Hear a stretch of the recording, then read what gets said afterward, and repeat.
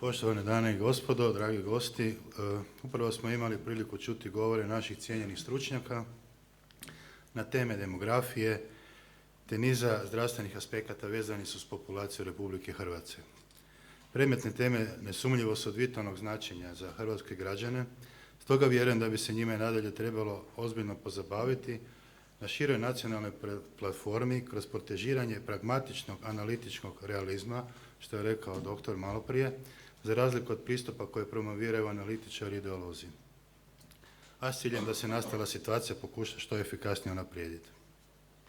No, iako je naravno, nazove ga unutar hrvatski stručni dijalog na ove teme od primarnog interesa, isti ovi problemi za koje treba priznati da su u osnovi vrlo kompleksni, ne tište samo građane Republike Hrvatske, nego ostalih zemalja Europske unije. S obzirom da je Hrvatska dio te zajednice, smatram kako je bilo interesantno osvrnuti se na navedene teme i kroz prizmu Europske unije. U tom smislu vjerujem, kako je svima poznato, da je EU vrlo kompleksna struktura, kako u organizacijskom, tako i u sadržajnom smislu, koja se bave nizom različitih područja od interesa zemalja članica Europske unije. Iako se najčešće u javnosti ističe primarne teme kao one iz domene politike, gospodarstva, odnosno financija, u zadnje vrijeme u fokusu interesa su i pitanja vezana uz vojnu sigurnost. EU ima i druge manje eksponirane ingerencije, odnosno tijela koje se bave područjima kao što su demografija, odnosno zdravstvo. Na primjer, agencije kao što su ECDC, European Center for Disease Prevention and Control, i EMA, European Medicine Agency. Iako se nadam da će biti prilike razgovarati o raznim drugim aspektama pozicije Republike Hrvatske u okviru EU, s kojima sam se u svojoj diplomatskoj karijeri susretao, zbog ograničenosti vremena, ovom prilikom osvrnuo bi se samo na sljedeće dvije teme, znači demografiju i post-covid situaciju u Hrvatskoj u odnosu na druge članice Europske unije. Kako bi stvari u svezi demografije mogli staviti određeni kontekst, za početak smatram da je potrebno iznesti neke osnovne kvantitativne podatke. Dakle, prema podacima Eurostata, Europska unija, dakle njezinih 27 članica sada, imala je 2022. godine prema službenim statistikama točno 446.828.803 građana, što je nešto manje od 2020. i 2021. godine kad je imala nešto više od 447 milijuna građana. No, ako se promatra broj stanovnika Europske unije kroz duži vremenski period, primjetna je konstantna tendencija rasta, dakle broja stanovnika u Europskoj uniji, konkretno od 2011. godine. I tek zadnje 2 godine dolazi do određenog pada.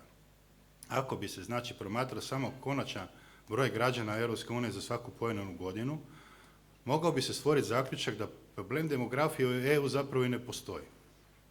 Svake godine nas je sve više, uz mali zastoj u zadnje 2 godine, što se može pripisati raznim faktorima od COVID-19 do snižavanja nivoa standarda građana, zbog rastuće inflacije na prostoru Europske unije ili pak kontinuiranom trendu pada broja sklopljenih brakova u EU od 1964. godine do danas.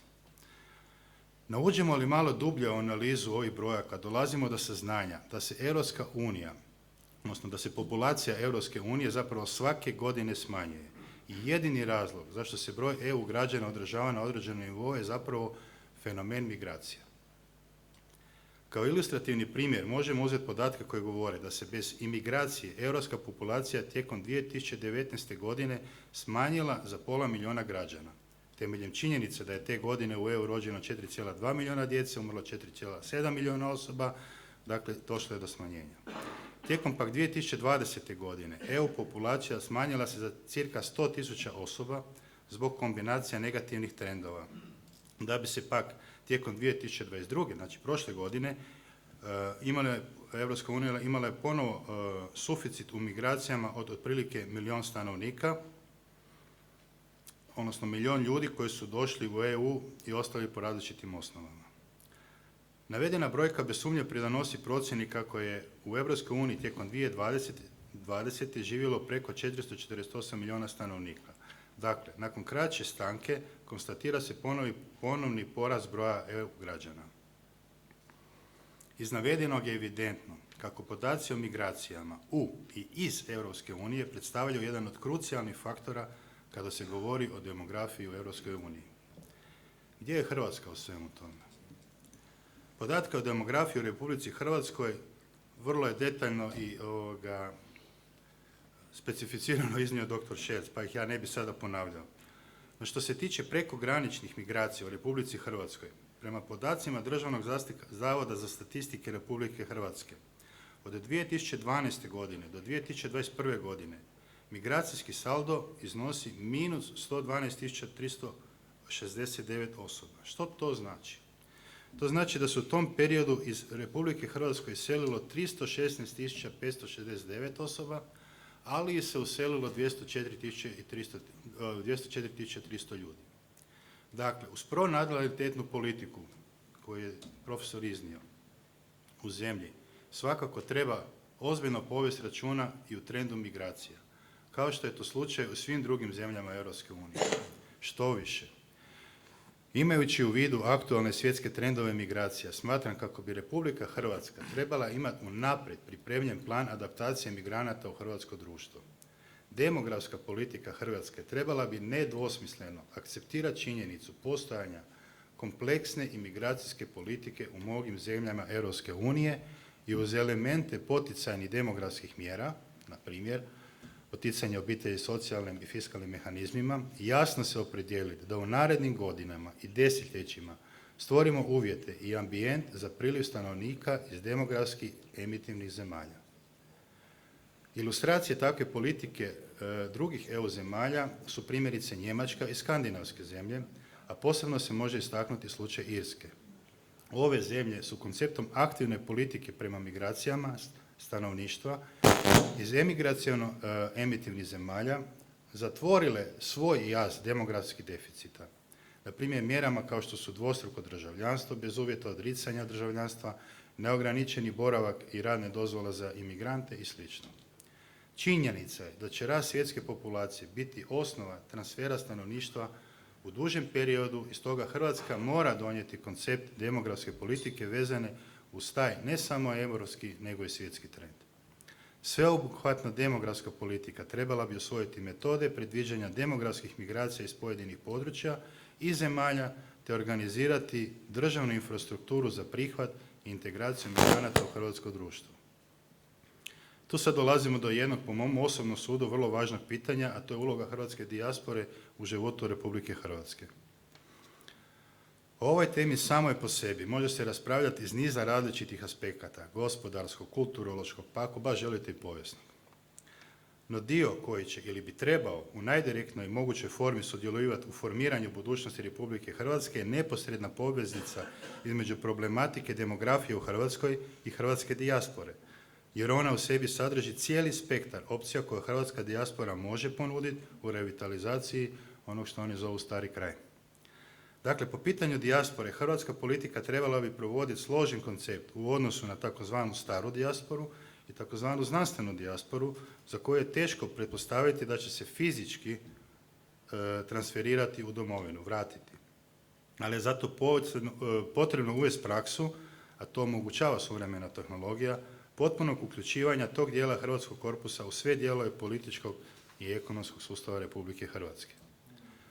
Paralelno tome, treba revidirati koncept demografskog očekivanja priliva Hrvata iz susjednih zemalja, prije svega iz BiH i Vojvodine, jer taj proces drastično narušava hrvatsku nacionalnu komponentu u tim područjima, te dugoročno nacionalnu demografsku politiku u tom segmentu čini nekonzistentnom. S obzirom na geografsku distribuciju Republike Hrvatske, potrebno je demografsku politiku koncipirati uvažavajući činjenicu rubnih područja, koja, iako politički odijeljena, treba biti element regionalne demografske politike u Hrvata. Jednako tako pažnju treba posvetiti i aktivnim mjerama trajnog doseljenja građana Europe u Republiku Hrvatsku, osobito iz Srednje Europe, iz zemalja tipa Slovenija, Austrija, Češka, Slovačka, uvažavajući njihov odabir dugotrajnijeg života u Republici Hrvatskoj, u nekim slučajevima i dugotrajnoga, temeljem kupovina nekretnina, korištenja pogodnosti zdravstvenog sustava i sl. Stoga bi volio kada bi ne samo fenomen migracija, nego i uloga hrvatske dijaspore u demografskoj dinamici Republike Hrvatske došla u fokus stručne javnosti, jer usmjerenost na kompleksnost problema demografije postoji u većini zemalja Europske unije. Što se pak tiče zdravstvenih pitanja o kojima su govorili moji cijenjeni prethodnici, a s obzirom da ja očito nisam liječnik, ovom prilikom bi samo prenio neke od naglasaka koji su o zdravstvenoj situaciji u EU tijekom 2022. prezentirane od strane predsjednika OECD-a i predsjednice Europske komisije. Oni tako ističu kako je pandemija COVID-19 imala doista dramatičan utjecaj na živote ljudi u Europi. To je pak dovelo do smanjenja više od 1 godine očekivanog životnog vijeka u EU tijekom 2021. A u usporedi s periodom prije pandemije radi se o najvećem jednokratnom padu očekivanog životnog vijeka zabilježenom u većini zemalja EU od II. Svjetskog rata. Do kraja listopada 2022. od 27 zemalja EU zabilježeno je više od 1,1 milijun COVID smrtnih slučajeva. To je, međutim, prema nekima podcijenjena statistika, jer procjene navodno ukazuju na dodatnih preko 300.000 ljudi koji su umrli od izravnih ili neizravnih posljedica pandemije. Preko 90% smrtnih slučajeva od COVID-19 zabilježeno je među osobama starijima od 60 godina. Vjerujem kako je interesantno istaknuti da je utjecaj smrtnosti od COVID-19 bio najmanji u nordijskim zemljama, Island, Norveška, Danska i Finska, a najviši u zemljama srednje i istočne Europe, Bugarska, Mađarska, Hrvatska, Češka, Slovenija, Latvija i Rumunjska. Nastavno, brojni medicinski eksperti EU smatraju kako je pandemija imala posebno veliki utjecaj na mentalno i tjelesno zdravlje mladih. Iako je pandemija utjecala na gotovo svačiji život, postoji posebna zabrinutost oko mentalnog i tjelesnog zdravlja milijuna mladih Europljana, čije su formativne godine bile obilježene poremećajima u obrazovanju i društvenom djelovanju. U nekoliko europskih zemalja, kao što su Belgija, Estonija, Francuska, Švedska i Norveškoj, udio mladih koji su prijavili simptome depresije više se nego udvostručio tijekom pandemije, dosežući razine prevalencije najmanje dvostruko veće nego u starijim dobrim skupinama. Mnoge su zemlje provele neke mjere za zaštitu i brigu o mentalnom zdravlju mladih, ali većina posljedica zahtijeva daljnje radnje kako pandemija ne bi ostavila trajne ožiljke na mladoj generaciji koja živi u zemljama Europske unije. Dakle, iz navedenih službenih podataka OECD-a i Europske komisije da se iščitati da je pandemija COVID-19 doista ostavila ozbiljne posljedice na građane svih zemalja u Europskoj uniji, poglavito na stariju i mlađu populaciju. Nažalost, Hrvatska spada, barem statistički, među jače pogođene zemlje. Koji bi dakle bio zaključak iz navedenih podataka? Po meni je on prilično jednostavno i bazira se na mom osobnom iskustvu sa brojnih sastanaka na kojima sam bio nazočan tijekom rada u Briselu. A taj kako zemlje članice Europske unije svoje individualne, nacionalne probleme koji, iako imaju neki karakter univerzalnosti, rješavaju svaka na svoj način, sukladno autonomnom, političkom i stručnom promišljanju, što ponekad rezultira i suspenzijom akija Europske unije, što je bio, na primjer, slučaj u nacionalnom zatvaranju granica prilikom pandemije COVID-19. Dakle, Republika Hrvatska ne bi trebala imati nikakav kompleks u smislu traženja i prezentiranja vlastitih promišljanja i rješenja koja su sukladna našim nacionalnim interesima. Europska unija kao takva ne rješava na generički način nacionalne probleme svojih članica. To moramo mi, kao i svaka druga zemlja Europske unije, učiniti sami. Naime, koncept optimiziranja nacionalnog interesa ugrađen je već u sustav funkcioniranja Europske unije, prije svega u radu i načinu funkcioniranja Europske komisije i njezinih izvršnih organa. Stoga taj koncept dogradnje i provođenja EU politika kroz naglašavanje hrvatskih nacionalnih interesa komplementaran je, a ne suprotan duhu akija, i nužno ga je najjasnije predstaviti, afirmirati i ugraditi u strateško političko razmišljanje naše zemlje. Konkretno govoreći, svaka zemlja za sebe donosi odluke vezane u svoju nacionalnu demografsku politiku. Istaknuo bi primjere Danske i Poljske koje toj temi daju vrlo intenzivan značaj, kao što i one same definiraju svoj odnos spram prekograničnih migracija. Naravno, to imamo primjer Mađarske. Jednako tako, pristup situaciji u svezi COVID-19 nije bio unificiran, mislim da je to već bilo izneseno tijekom ranijih rasprava, u okviru Europske unije, kao što znamo iz primjera različitih administrativnih odluka, na primjer vlada Njemačke, Francuske i Švedske. Dakle, Ako se doista želimo ozbiljno pozabaviti demografskom i postpandemijskom situacijom u Republici Hrvatskoj, tada glavne odluke i mjere ostaju na nama s apelom da se iste doista žurno pokrenu, te da se u njih integrira i hrvatska dijaspora na način koji sam ranije iznio.